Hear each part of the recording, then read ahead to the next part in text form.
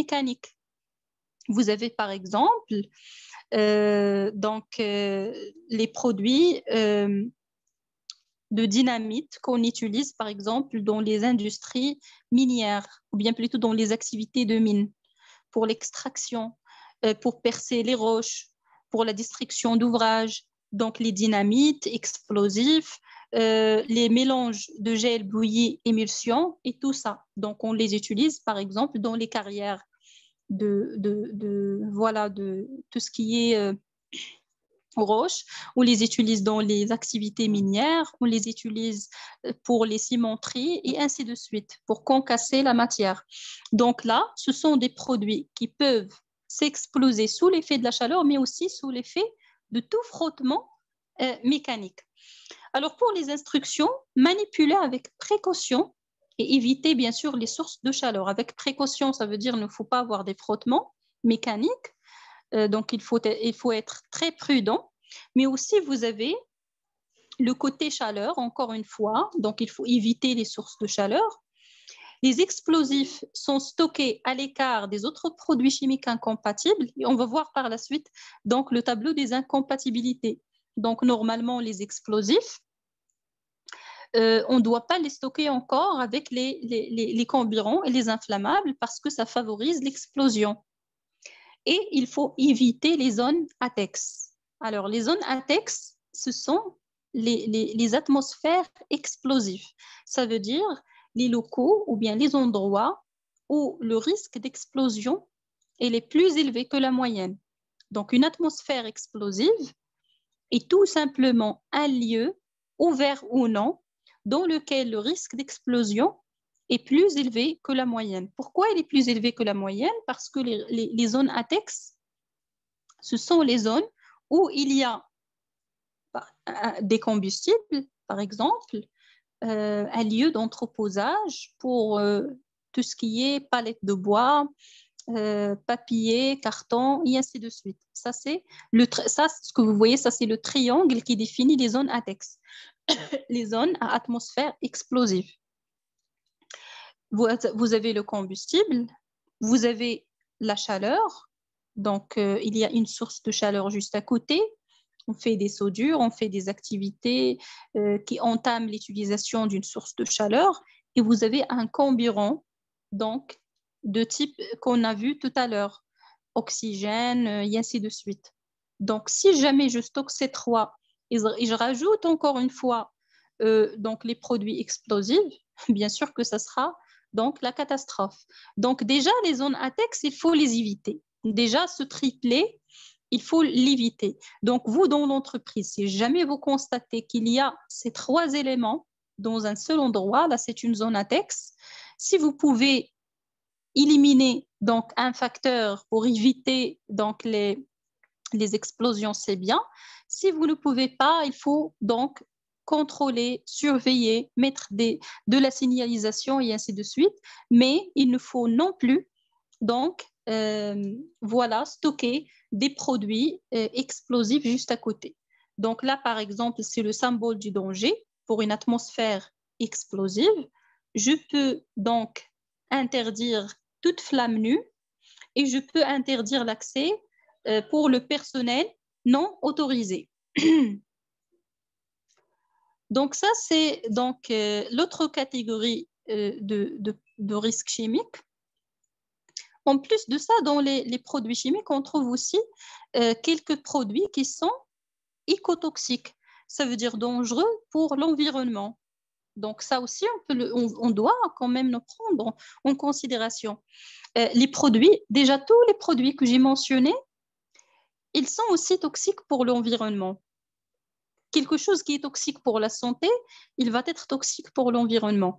Mais il y a des produits qui ne sont pas vraiment toxiques pour l'être humain, mais plutôt ils sont toxiques pour l'environnement, ils sont écotoxiques.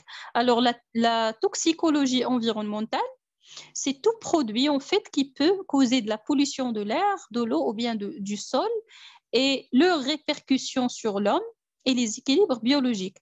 Quand je dis qu'un produit va impacter et polluer l'air ou bien l'eau ou bien le sol, indirectement, il va avoir un effet sur la santé de l'homme. Donc là aussi, je dois le prendre en considération. Toute substance pouvant causer des dommages à la faune, donc tout ce qui est être vivant, à la flore, tout ce qui est végétation, ou provoquer une pollution des eaux naturelles ou de l'air. Donc vous voyez le symbole des poissons avec un arbre, donc voilà, qui sont morts. Comme les produits de nettoyage, les produits de coloration, les lubrifiants, les résidus de nettoyage, les produits d'entretien, peinture et ainsi de suite, les cols aussi. Donc en fait, c'est tout produit libéré dans l'environnement, même en petite quantité, j'insiste, à cause par exemple d'une fuite, d'une erreur de manipulation, ou d'une contamination, par exemple les eaux d'extinction d'incendie, lorsqu'on va faire de l'extinction pour le feu, et que ces eaux d'extinction ils sont contaminés par un produit chimique néfaste pour l'environnement. Donc ça, il s'agit d'une contamination pour l'environnement. Donc il y a des dispositifs de rétention de tout ce qui est eau d'incendie ou bien eau d'extinction. Alors ces substances, ils peuvent causer des pollutions majeures. Ils peuvent en effet pénétrer dans les eaux souterraines. Lorsqu'on va souiller l'eau potable, automatiquement, on va impacter la santé des êtres vivants, y compris l'être humain.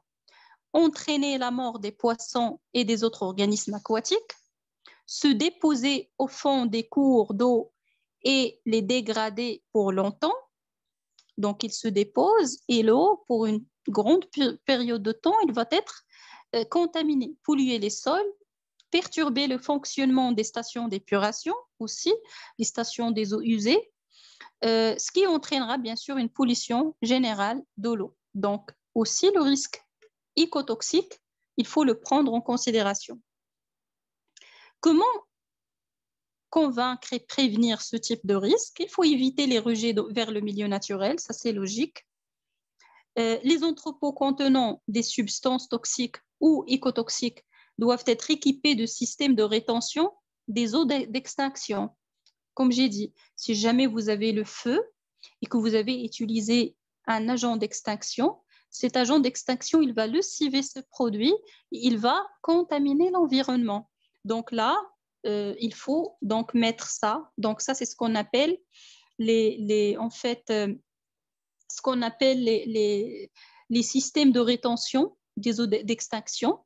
Et bien sûr, il faut former et sensibiliser donc le personnel pour ne pas avoir des déversements, pour ne pas jeter ça dans la nature et ainsi de suite.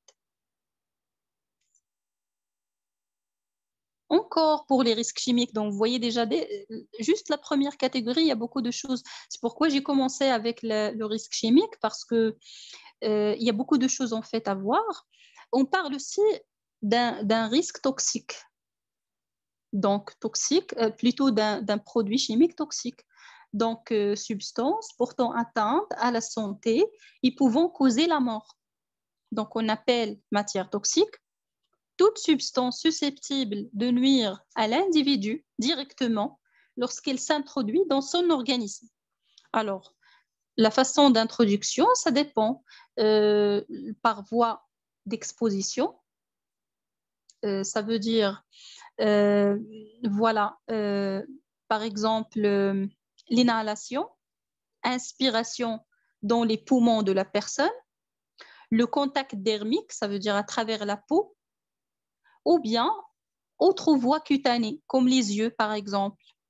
Ils sont vraiment, donc ce type de risques, ils sont un petit peu moins fréquentes dans le milieu de travail, mais moins fréquentes pour le cas de l'ingestion surtout, parce que bien évidemment, il n'y a pas une personne qui va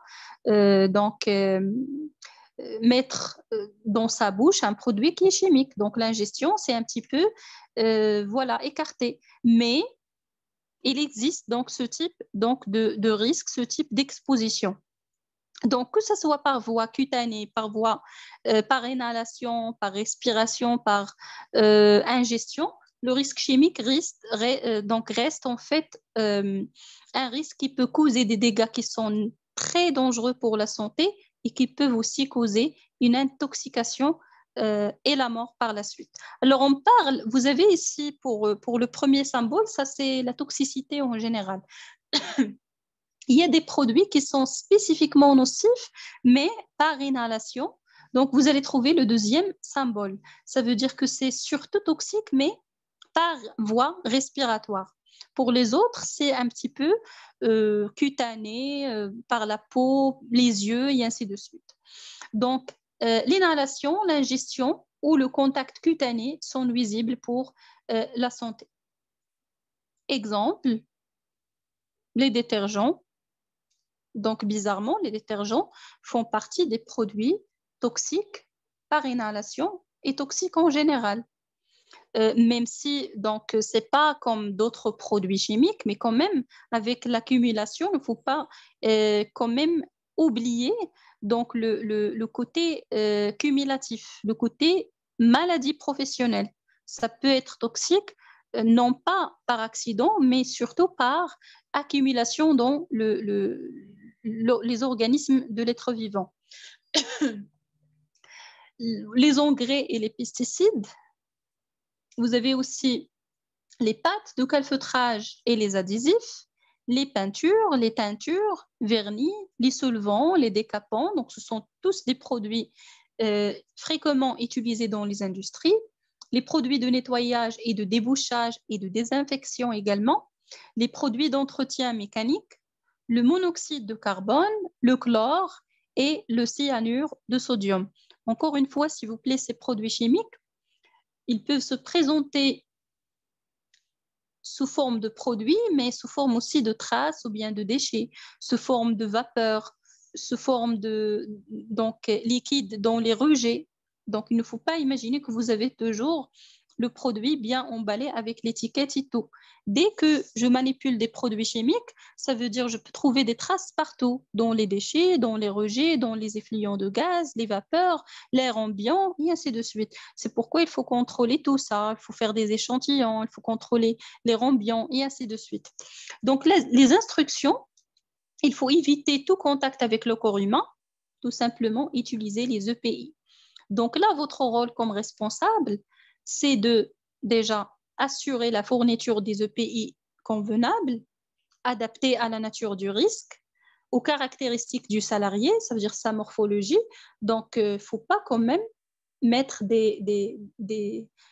par exemple, pour une femme de petite taille, je propose des gants, c'est bien, des gants contre le risque chimique parce qu'il faut savoir qu'il y a des gants contre coupure, il y a plusieurs gammes. Gants contre risque chimique, gants contre tout ce qui est chaleur et brûlure. Donc, il faut choisir. Ça, c'est facile. Donc, vous entrez dans le site web du commercial ou bien de votre fournisseur. Il y en a plein sur Internet et vous choisissez le pays convenable, dans les normes, bien sûr, convenables à la nature du risque que vous avez. Mais il ne faut pas oublier qu'il y a des personnes de petite taille et des personnes de grande taille. Donc, les gants, par exemple, ils doivent être adaptés à la morphologie parce qu'il ne faut pas gêner le travail. Qu'est-ce qui va se passer lorsque cet EPI gêne l'employeur? C'est qu'il ne va pas l'utiliser. Et s'il ne l'utilise pas, on peut avoir l'accident ou bien le risque. Donc, il vaut mieux adapter ça à la morphologie des personnes et aux conditions du travail, la durée, la température, voilà, le côté confort, le côté ergonomie. D'ailleurs, il faut aussi contrôler l'état de ces EPI. Les urs, donc ils ne doivent pas être très usés, donc il faut les renouveler à chaque fois. Il faut sensibiliser le personnel à leur utilisation et à la façon correcte de l'utilisation, associer les utilisateurs au choix des EPI, parce que toujours, j'insiste, il ne faut pas oublier que la personne en contact direct avec le risque, ou bien qui fait, par exemple, moi, je peux être responsable QSE dans une industrie, par exemple, chimique. par exemple, c'est ma première fois. Je ne connais pas vraiment les activités, je ne comprends pas encore qu'est-ce qui se passe. Donc, je ne dois pas faire l'experte, je dois communiquer avec la personne, l'employé ou bien l'opérateur direct ou bien l'ouvrier qui entre directement avec l'activité et demander son avis. Et peut-être qu'elle a déjà travaillé dans d'autres entreprises, peut-être. Donc, on va accueillir leurs suggestions. Et ce point-là, c'est aussi donc une exigence de la norme. L'implication du personnel, la communication, la sensibilisation, accueillir les suggestions, c'est aussi donc des points de la norme.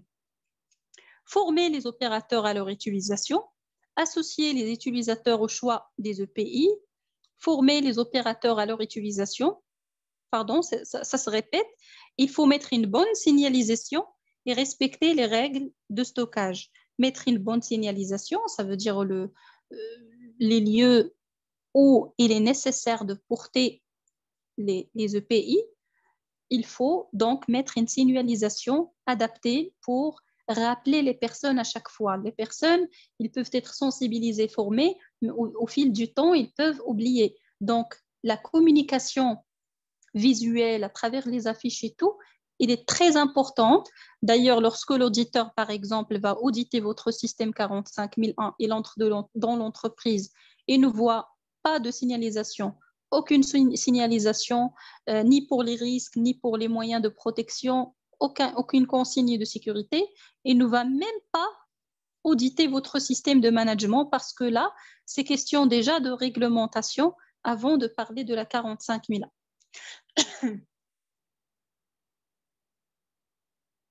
Il y a encore deux catégories, ou bien plutôt deux types de risques chimiques, à savoir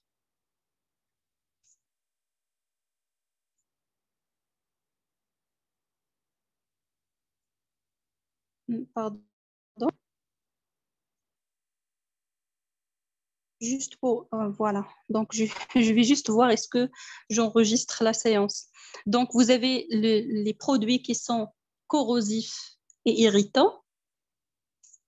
Donc, corrosifs pour les équipements et irritants pour la peau et pour les organes des personnes. Donc, substances pouvant irriter la peau, les yeux et les voies respiratoires, substances attaquant la peau et les équipements, donc comme l'eau de javel, la soude, les acides et ainsi de suite. Donc, on parle de produits corrosifs et irritants, ça veut dire ça concerne les produits, pardon, les équipements, mais aussi les êtres humains. Il y a tout simplement des produits qui sont irritants, ça veut dire néfastes pour la santé, mais non pas pour les équipements. Quelques instructions. Ne pas respirer les vapeurs, tout simplement. Vous avez des produits corrosifs irritants, ça peut irriter aussi les voies respiratoires. Si vous allez ouvrir un récipient, il vaut mieux mettre un masque respiratoire. Ce n'est pas les simples masques, les bavettes et ainsi de suite. Encore une fois, selon la nature du produit chimique, il y a pleinement, donc il y a beaucoup de types de masques respiratoires qui vont être adaptés à la nature du travail. Ils ne doivent pas être sous-qualifiés, sous-estimés ni surestimés. Donc, il faut choisir l'équipement optimal. Ne pas donc plutôt éviter le contact avec les équipements métalliques pour le cas des produits corrosifs, utiliser les EPI convenables, stocker dans des bacs de rétention. Encore une fois, il faut des bacs de rétention pour retenir tout ce qui peut être déversement ou fuite. Séparer, bien sûr, sur les sols, des sols en béton. Il faut conserver au moins les récipients contenant des acides dans les bacs de rétention qui sont fixes. Donc, il ne faut pas utiliser des bacs de rétention mobiles pour éviter donc, les déversements ou bien les chocs mécaniques qui peuvent aussi heurter le stockage et le produit de stockage, les emballages de stockage. Donc, voilà ici, par exemple, vous avez des récipients stockés sur un sol en béton. Pourquoi en béton? Pour ne pas si jamais on a un déversement ou bien une fuite, ça ne va pas corroser donc le sol ou bien donc voilà le lieu de stockage. Et vous voyez aussi les bacs de rétention fixes qui ne sont pas mobiles. Alors là, c'est tous les pictogrammes de danger en relation avec les risques chimiques. Anciennement, il y avait des pictogrammes en noir sur un fond orange. Aujourd'hui, donc on a un petit changement au niveau de la forme, mais il n'y a pas un grand changement, mais quand même, il faut utiliser donc ces pictogrammes parce qu'ils sont actualisés, donc le noir avec le rouge. On reste encore sur les risques chimiques. Là, je vous ai parlé tout à l'heure des incompatibilités ou bien les produits incompatibles.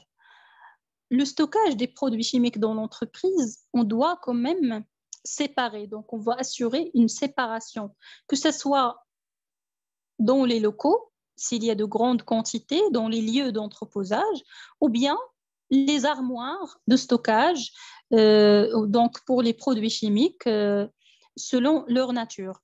Alors, certains produits ne doivent jamais être stockés ensemble.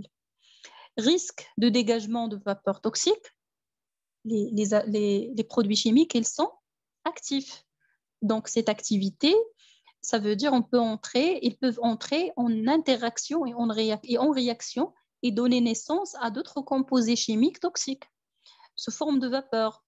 Ça favorise le risque d'incendie ou bien d'explosion en cas de déversement accidentel et contact entre ces produits incompatibles. Qu'est-ce qu'on doit faire? On doit les ranger par famille. Donc, comme j'ai dit, les étiquettes.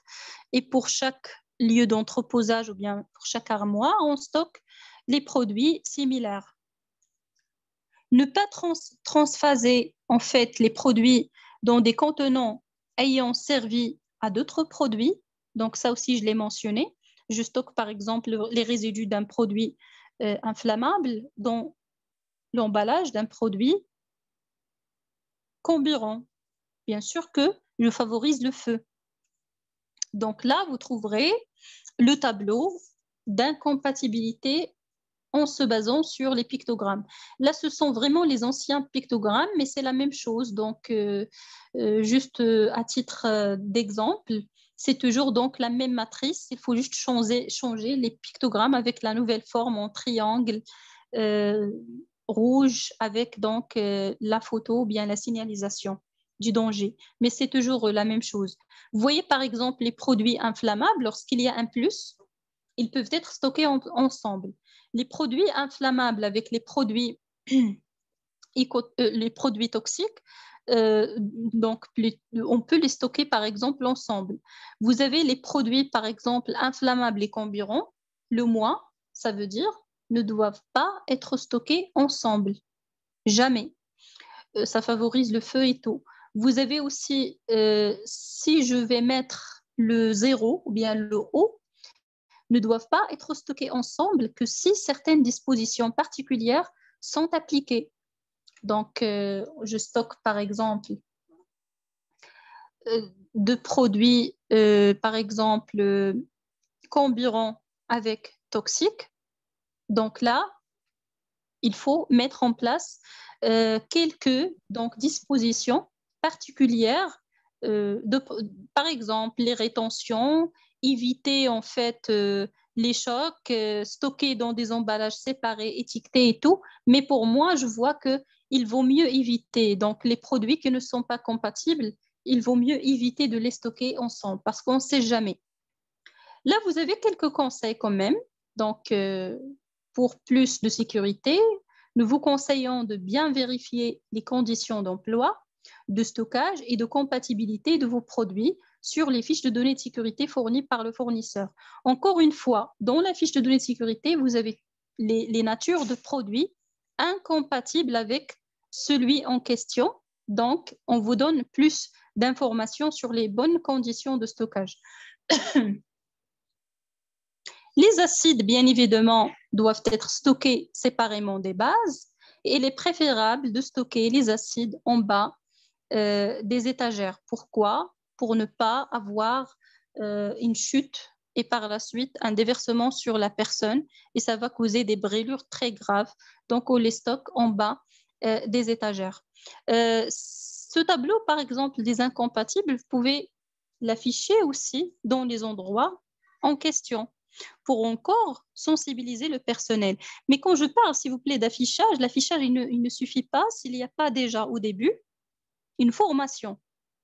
Vous, par exemple, si vous avez ce type de risque, vous devez, pour les personnes concernées, faire une formation aux bonnes règles de manipulation, tout ce qui est aussi EPI pour les produits chimiques.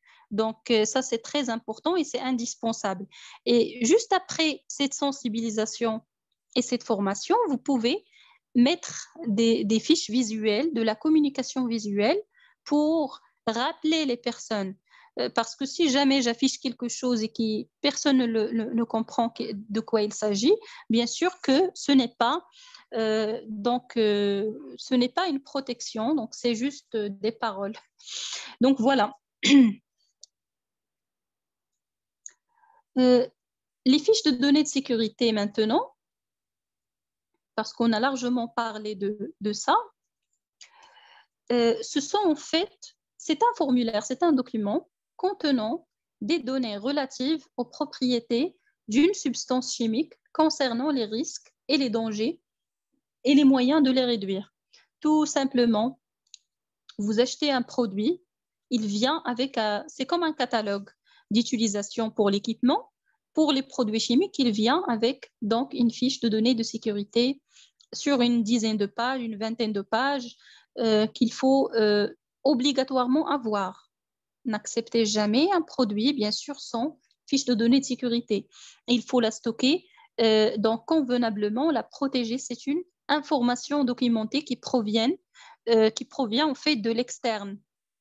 Parce qu'on va voir dans les exigences de la norme par la suite que la documentation externe et interne nécessite un degré de maîtrise.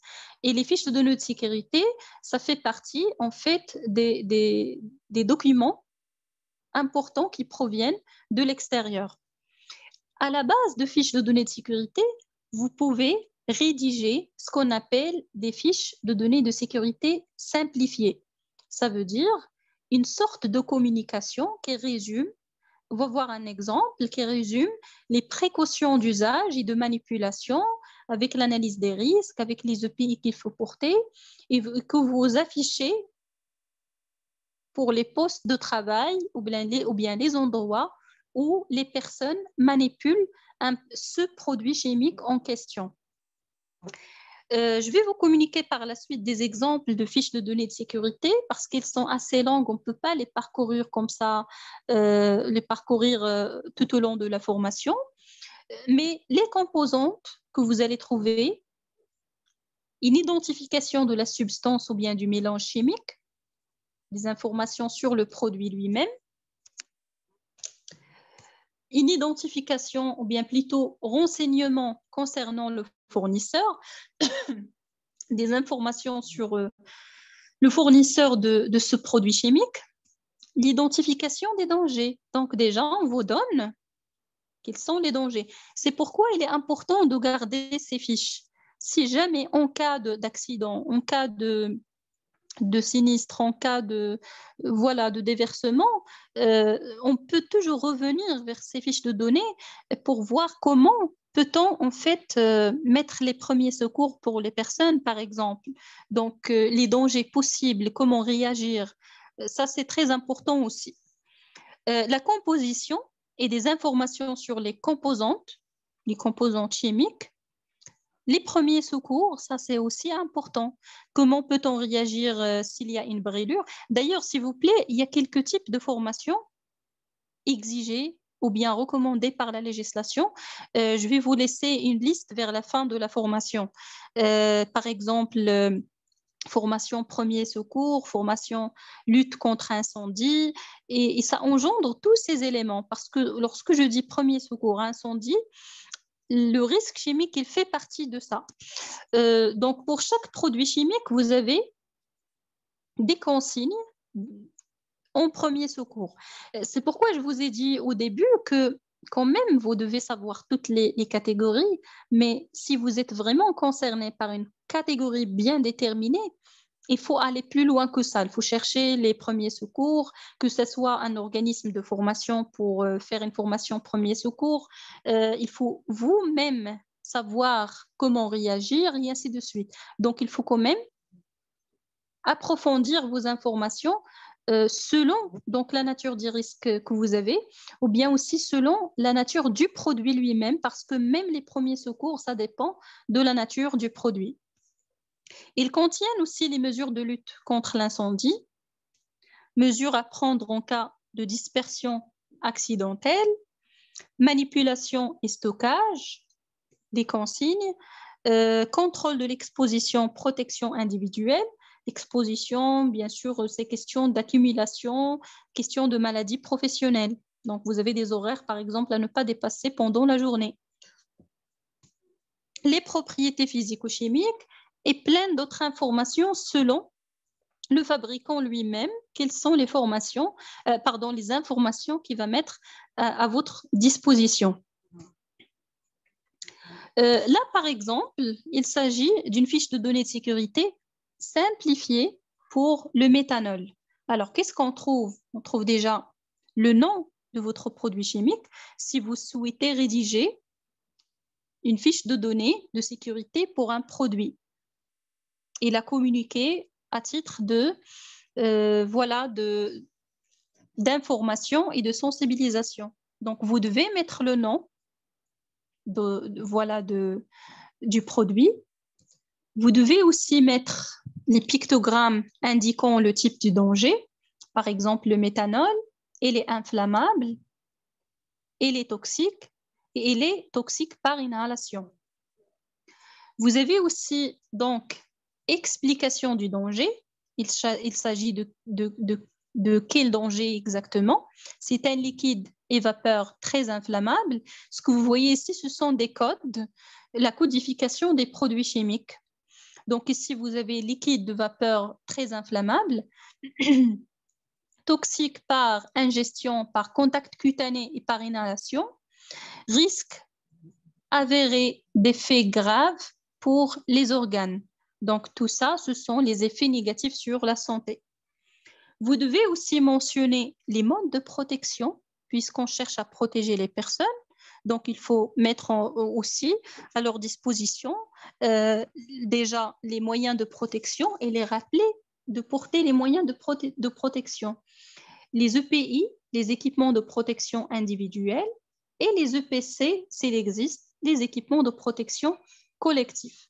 Manipuler sous Sorbonne. Donc, Sorbonne, ça veut dire donc un dispositif pour protéger, pour ne pas avoir en fait les vapeurs qui peuvent, pour bloquer en fait les vapeurs que vous pouvez respirer. Et puis, vous avez ici, par exemple, il faut utiliser des chaussures. Pourquoi? Parce qu'on peut avoir un déversement sur les pieds, par exemple.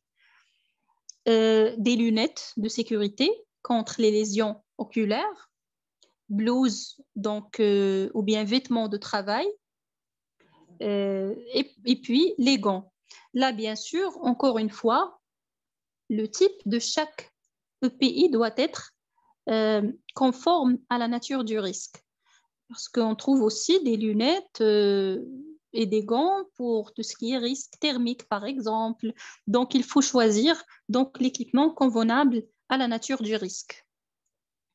Vous indiquez également un rappel sur le mode de stockage de ce produit, notamment tenir à l'écart des produits comburants, de la chaleur, des sources d'inflammation, stocker dans un endroit bien ventilé. Là, le comburant et le méthanol, qui est un produit inflammable, ce sont des incompatibles selon le tableau qu'on a vu. En fin de vie, qu'est-ce qu'il faut faire? Mode d'élimination en fin de vie. Ne rien rejeter à l'égout pour protéger donc tout ce qui est ouvrage d'assainissement. Déjà, ce n'est pas légal de les rejeter directement à l'égout. collecter les contenants vides, les EP essuyés, les liquides du rinçage et les produits chimiques dans un bac rouge. Donc, normalement, ça, pour plus de détails, vous détaillez les choses dans votre plan de gestion des déchets. Parce que, s'il vous plaît, tout ce qui est gestion des déchets, c'est une discipline qui aborde plusieurs autres disciplines. C'est la santé et la sécurité, c'est l'environnement, c'est la réglementation, c'est également en fait la sécurité, par exemple, des produits alimentaires dans le cas de la 22000. Donc, la gestion des déchets, il existe partout. Et vous devez aussi donner des consignes particulières en cas d'urgence. Qu'est-ce qu'il faut faire? Toutes ces informations, vous les trouvez déjà dans la fiche de données de sécurité complète. Tenir à l'écart de la chaleur, des surfaces chaudes, des étincelles, des flammes, nues et de toute autre source d'inflammation. Ne pas fumer juste à côté. En cas d'urgence, qu'est-ce qu'il faut faire selon votre procédure d'urgence? Appeler les secours, utiliser le kit contre déversement. Et bien sûr, il faut acheter des kits de contre déversement, par exemple, papier absorbant, poudre absorbante. Ça dépend vraiment de la nature du produit. Les premiers secours en cas d'urgence et les numéros aussi à contacter en cas d'urgence. Qu'est-ce qu'il faut faire en cas d'incendie? L'agent d'extinction qu'il faut utiliser et ainsi de suite. Donc voilà pour le risque chimique. Quelques instructions de stockage pour terminer avec le risque chimique. Je sais qu'il y a beaucoup de choses encore. Donc, le risque chimique, je peux dire que c'est une autre formation séparée si vous souhaitez vraiment approfondir vos informations. Mais pour nous, là, donc on a d'autres risques à voir. Je pense que les éléments clés, tout ce qui est important, je vous ai déjà donné les éléments clés, vous pouvez encore approfondir vos informations en ce qui concerne ce type de risque. Donc, juste comme consigne ou bien instruction de stockage général pour tous les types de risques chimiques qu'on vient de voir, les matières toxiques ou écotoxiques doivent être stockées dans un compartiment coupe-feu. Donc, toujours, il faut avoir, par exemple, une porte coupe-feu. Parce que puisqu'il y a le risque d'incendie, si jamais, on va faire de la prévention, mais si jamais il y a un incendie, il vaut mieux le couper. Les coupe-feux, ils ne laissent pas propager le feu vers l'extérieur du milieu qu'on a coupé. Pardon. Donc, les matières toxiques ou écotoxiques doivent être stockées dans un compartiment coupe-feu, séparé des autres pièces et ventilé.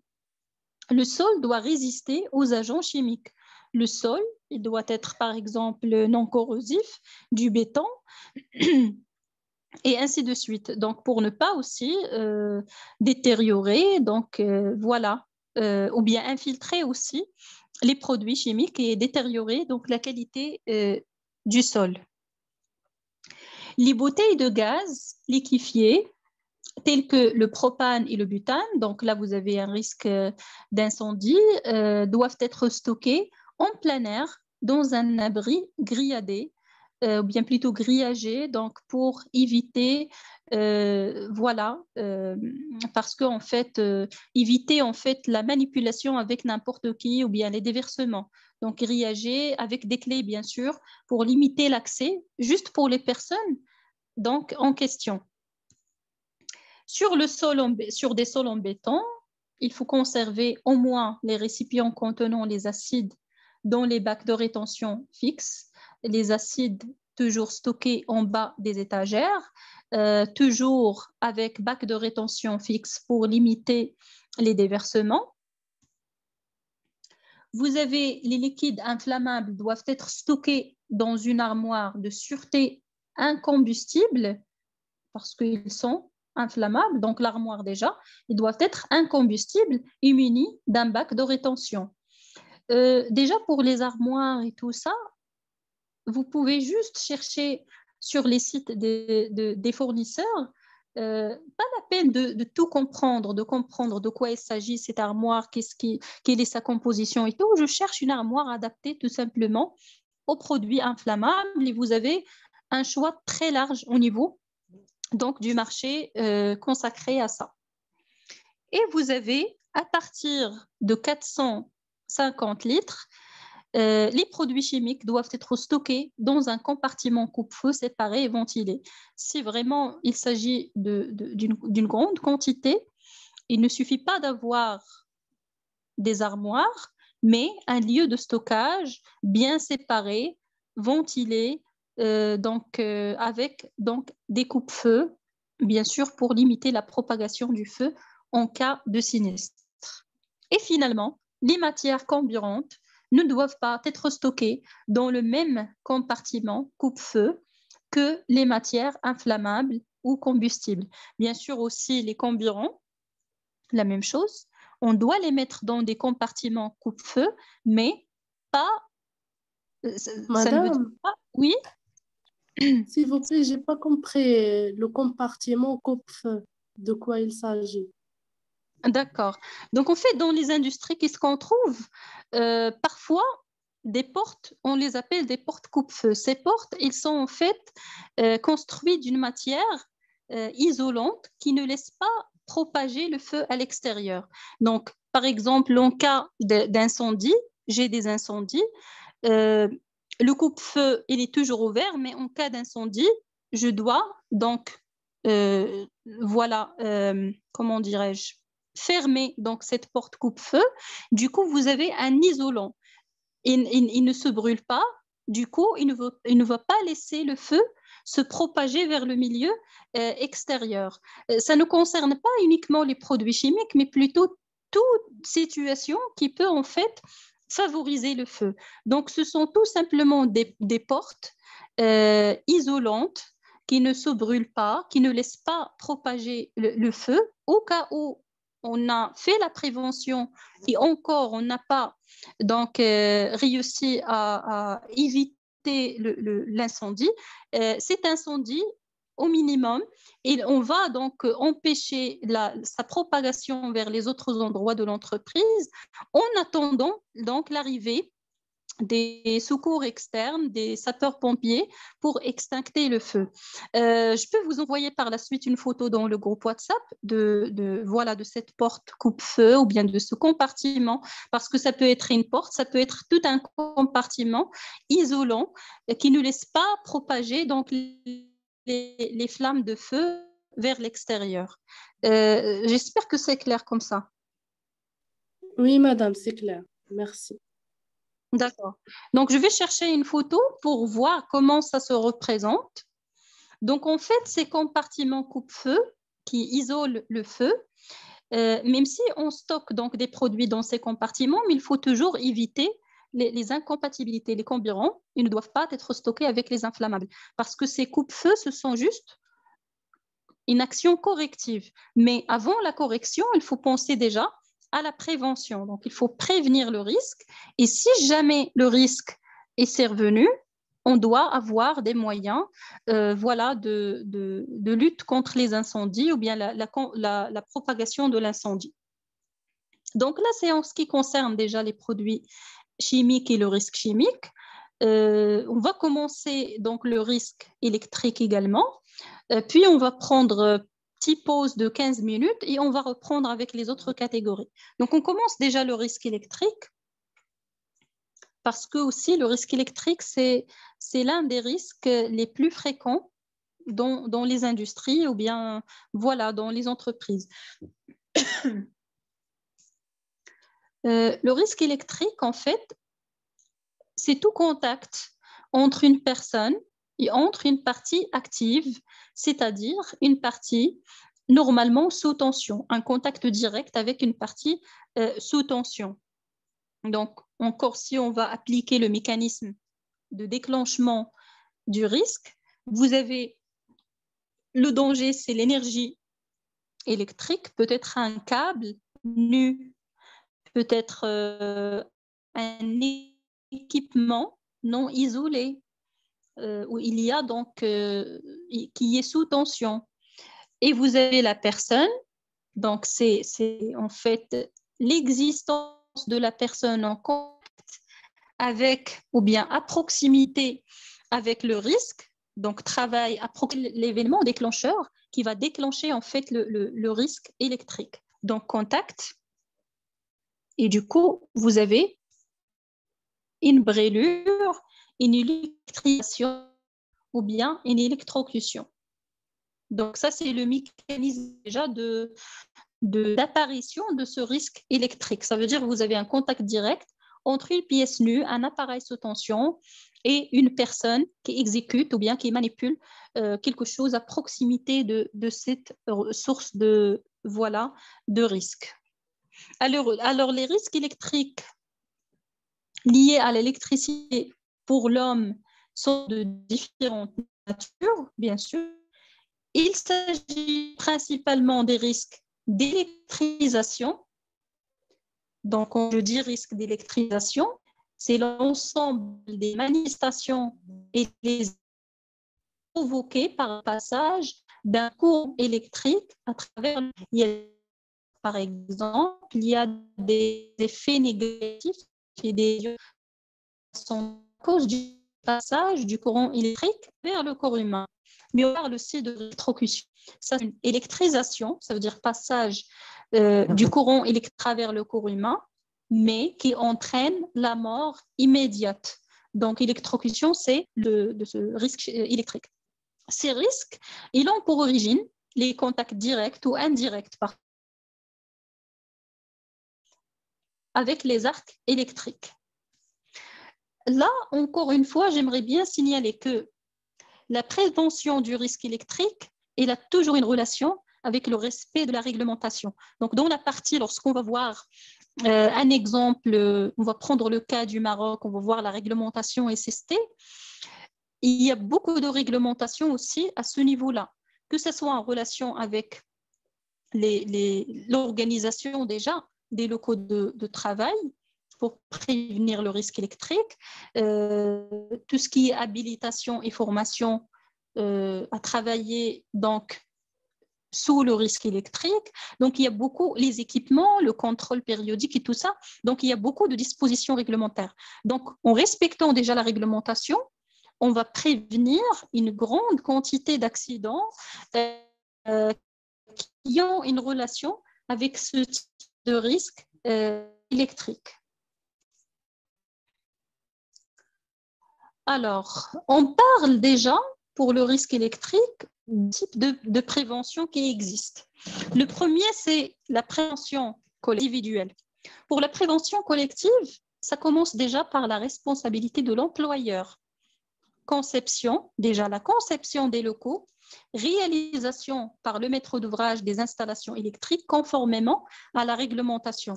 Donc, dès la conception des locaux, ce n'est pas le rôle du responsable HSE, mais il doit aussi quand même surveiller ça. Dès la conception, on ne peut pas déjà vous donner l'autorisation à concevoir donc un bâtiment pour qu'il soit entreprise par la suite, si vous ne respectez pas les dispositions dans la loi en ce qui concerne, on ne fait pas les choses dans l'aléatoire, il vous faut une entreprise agréée dans tout ce qui est donc réseau électrique et tout pour les locaux de travail. Mais ça dépasse en fait notre responsabilité. On a la protection collective aussi, ça engendre l'interdiction d'effectuer des travaux d'ordre électrique aux agents non formés et non habilités. Là, on ne parle pas uniquement d'une simple formation, mais d'une habilitation électrique. Alors, quand je dis une habilitation électrique, dans le domaine de l'électricité, c'est la reconnaissance par l'employeur de la capacité d'une personne à accomplir des tâches fixées en toute sécurité sous le risque électrique. Notamment, j'ai une personne qui travaille juste à côté de ce risque-là. Il est quotidiennement en contact. Donc, l'employeur, il doit lui faire une habilitation. Il y a un organisme agréées. Ce n'est pas une simple formation continue, par exemple, mais ce sont en fait des organismes agréés à donner des habilitations électriques. Former cette personne et dire que cette personne, elle est apte à travailler en pleine sécurité en existence de risques électriques. Et s'il vous plaît, l'habilitation électrique, ce n'est qu'une reconnaissance individuelle de la capacité de travail en sécurité. Ce n'est pas que vous êtes compétent dans le domaine de l'électricité ou bien électrotechnique ou bien électronique. Ça ne veut pas dire que vous êtes habilité, ça ne veut pas dire que vous êtes, par exemple, apte à réaliser des tâches d'électricien, mais surtout juste que vous êtes capable de travailler dans des zones où il y a un risque électrique et vous comprenez le travail en pleine sécurité. Donc ça fait partie en fait de la réglementation. Les personnes en contact avec le risque électrique, ils doivent être habilités. Vous avez aussi comme protection collective le respect des modalités et de la périodicité des vérifications périodiques des installations électriques.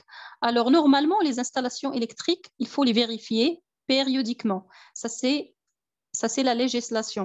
Ce n'est pas juste au Maroc. Lorsque je parle de tout ça, c'est quelque chose de conventionnel. La vérification des appareils ou bien des installations plutôt électriques, d'abord, il s'agit d'une vérification initiale. Ça veut dire que l'employeur fait procéder à la vérification des installations électriques lors de leur mise en service la première fois et après qu'ils ont subi une modification de structure en vue de s'assurer qu'elles sont conformes aux prescriptions de sécurité. Vous, comme étant responsable HSE, vous êtes plutôt concerné par le respect de tout ce qui est vérification périodique. Ça veut dire la vérification. Ce n'est pas vous qui va la faire. Il y a des organismes, encore une fois, agréés. Je peux même vous envoyer une liste au Maroc des organismes agréés par l'État à faire des vérifications périodiques de tout ce qui est installation électrique. Mais ce n'est pas juste de votre responsabilité. Ça, c'est la responsabilité de l'employeur. C'est le code de travail. Mais vous, vous pouvez, par exemple, un peu vous confier ces tâches de s'assurer à chaque fois que les installations sont vérifiées. Donc, la vérification périodique est à renouveler chaque année. Chaque année, il y a un organisme qui passe. Bien sûr, on a un contrat de travail et tout pour vérifier périodiquement et on a les preuves de vérification.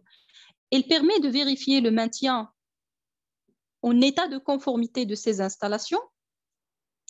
Et cette vérification, elle est réalisée en fait afin d'identifier aussi s'il y a des non-conformités, des pannes susceptibles, par exemple, de nuire à la sécurité des personnes, des problèmes internes, la qualité aussi des équipements électriques et ainsi de suite. Donc, en fait, c'est un organisme extérieur qui va s'assurer périodiquement de la vérification des installations électriques.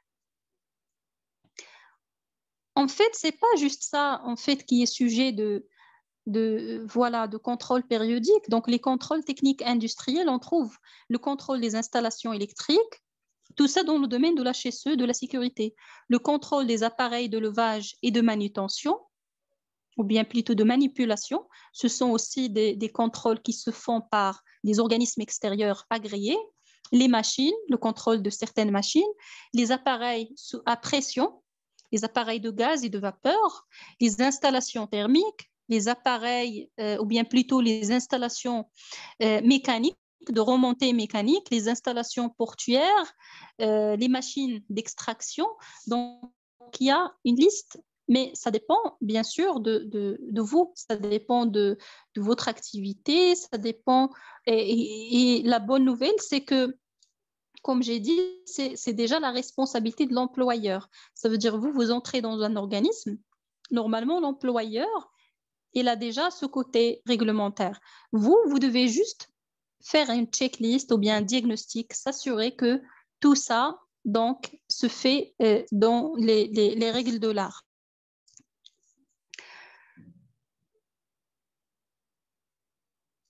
L'isolation, bien sûr, des câbles en fonction des risques. Donc, isoler les câbles, isoler les équipements pour protéger les personnes et tout.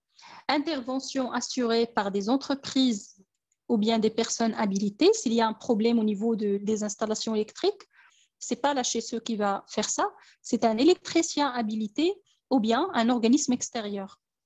Limitation de l'accès aux armoires électriques qui doivent rester fermées à clé. Donc, il faut déjà... Donc, ça, c'est vous. Vous devez signaliser le risque. D'ailleurs, tout risque qui existe dans l'entreprise, il faut le signaler.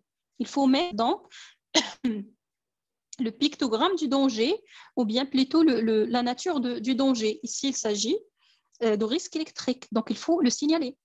Il faut aussi donc avoir des armoires protégées, que ce soit des armoires dans des pièces bien destinées et bien fermées, ou bien vous pouvez mettre comme dans la photo, des barrières pour ne pas avoir l'accès donc à cette zone, voilà, qui comporte le risque électrique. Matériel électrique portatif à double isolation, ça veut dire aussi tout ce qui est matériel portatif comme les marteurs, les marteaux-piqueurs et tout ça. Donc, les appareils électriques qu'on branche à l'électricité, qu'on utilise à main, ils doivent être isolés. Les personnes aussi doivent porter des gants, par exemple, isolantes. La sensibilisation des agents, pas de manipulation d'appareils électriques sur un sol, par exemple, humide, pas de prolongateur sous tension, et ainsi de suite. La signalisation des locaux à risque particulier, de choc électrique et aussi affichage des consignes de soins aux électrisés. Donc, il faut aussi mettre de la signalisation, les locaux où il y a un risque électrique, les machines où il y a un risque électrique. Donc, toujours la signalisation et surtout toujours faire appel à un spécialiste en cas de problème. Donc, ça, c'est pour déjà comprendre un petit peu la prévention collective en ce qui concerne le risque électrique. Par la suite, il y a aussi une protection individuelle. Le responsable HSE, contrairement à tout ce qui est collectif, il a une grande intervention à ce niveau, le niveau individuel. Tout simplement pour les personnes habilitées à intervenir sur les installations électriques qu'on vient de prévoir. Donc, c'est vous qui devez prévoir et choisir dispositions donc, en relation avec toute protection individuelle, les EPI, les équipements de protection. Alors, parce que, si vous cherchez un petit peu, par exemple,